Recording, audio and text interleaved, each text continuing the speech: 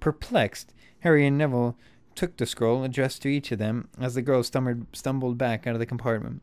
"What is it?" Ron demanded, as Harry unrolled his. "An invitation," said Harry.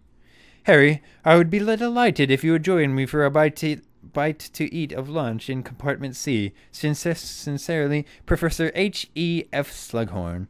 "Who's Professor Slughorn?" asked Neville, looking perplexed at his own invitation. "New teacher," said Harry. "Well, I suppose we'll have to go, won't we?" "But what does he want from me?"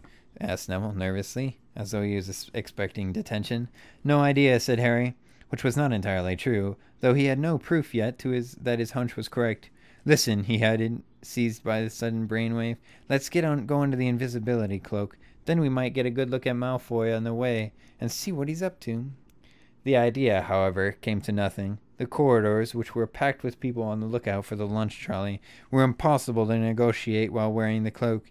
Harry stowed it regretfully back in his bag, reflecting that it would have been nice to wear it just to avoid all the staring, which seemed to have increased in intensity ever since he had last walked down the train. Every now and then, students would hurtle out of their compartments to get a better look at him. The exception was Cho Chang, who darted into her compartment when she saw Harry coming. As Harry passed the window, he saw her deep and determined conversation with her friend Marietta, who was wearing a very thick layer of makeup that did not entirely obscure the odd formation of pimples that etched across her face. Smirking slightly, Harry pushed on. When they reached compartment C, they saw at once they were not only Slughorn's only invitees. Although, judging by the enthusiasm of Slughorn's welcome, Harry was the most warmly anticipated. "Harry, my boy," said Slughorn, jumping up at the sight of him, so that his great velvet-colored belly seemed to fill the remaining space in the compartment. His shiny bald head and great silvery mustache gleamed as brightly in the sunlight as the golden buttons on his waistcoat. "Good to see you, good to see you. And you must be Mr. Longbottom." Neville nodded, looking scared. As a gesture from Slughorn, they sat down opposite, each with only two empty seats which were nearest the door. Harry glanced around at their fellow guest. He recognized a Slytherin from their year, a tall black boy with high cheekbones and long slanting eyes. There were also two seventh-year boys Harry did not know, and squashed in the corner beside Slughorn, and looking as though she was not entirely sure how she got there, Ginny. "Now, do you know everyone?" Slughorn asked Harry and Neville. "Blaise Zabini is in your year, of course." Zabini did not make any sign of recognition or greeting, nor did Harry or Neville. Gryffindor and Slytherin students loathed each other on principle. "This is Cormac McLaggen. Perhaps you've come across each other. No?" McLaggen, a large, warily-haired youth, raised a hand, and Harry and Neville nodded back at him. "And this is Marcus Belby. I don't know whether—" Belby, who was thin and nervous-looking, gave a strained smile. "And this charming young lady tells me she knows you," Slughorn finished. Ginny grimaced at Harry and Neville from behind Slughorn's back. "Well, now, this is most pleasant," said Slughorn cozily. "A chance to get to know you all a little better. Here, take a napkin. I've packed my own lunch. The trolley, as I remember it, is heavy on licorice wands, and a poor old man's digestive system isn't quite up to such things. Pheasant, Belby?" Belby started and accepted what looked like a half of a cold pheasant. "I was just telling young Marcus here that I had the pleasure of teaching his uncle Damocles," Slughorn told Harry and Neville, now passing around a basket of rolls. "Outstanding wizard, outstanding, and his Order of the Merlin most well deserved. Do you see much of your uncle, Marcus?" Unfortunately, Belby had just taken a large mouthful of pheasant. In his haste to answer Slughorn, he swallowed too fast, turned purple, and began to choke. "Anapneo," said Slughorn calmly, pointing his wand at Belby, whose airway seemed to clear at once. Not that much of him, no," gasped Belby, his eyes streaming. "Well, of course, I dare say he's busy," said Slughorn, looking questioningly at Belby. I doubt he invented the wolfsbane potion without considerable hard work." "I suppose," said Belby, who seemed afraid to take another bite of pheasant until he was sure Slughorn had finished with him. He and my dad don't get on very well, you see, so I really don't know much about—" His voice trailed away as Slughorn gave him a cold smile and turned to McLaggen instead.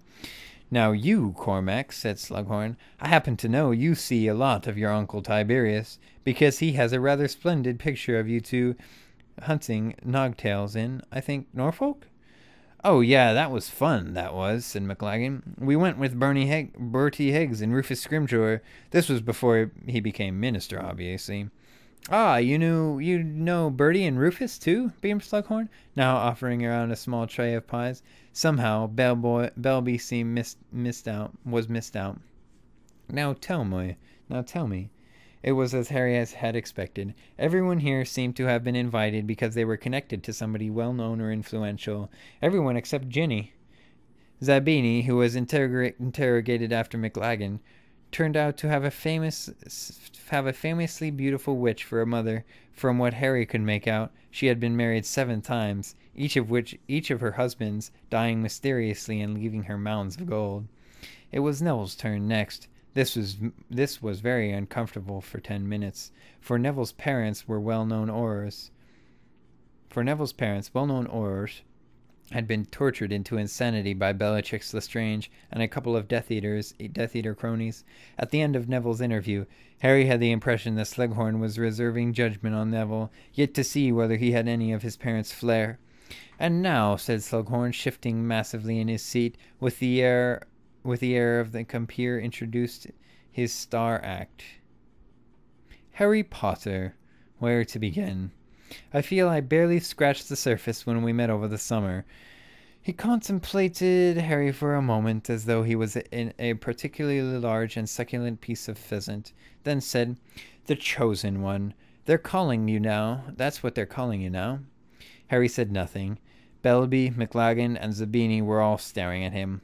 Of course, said Slughorn, watching Harry closely. There have been rumors for years.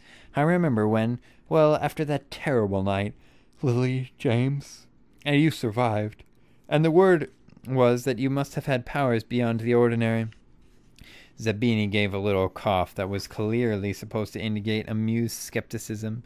An angry voice burst out from behind Slughorn. Yeah, Zabini, because you're so talented at posing.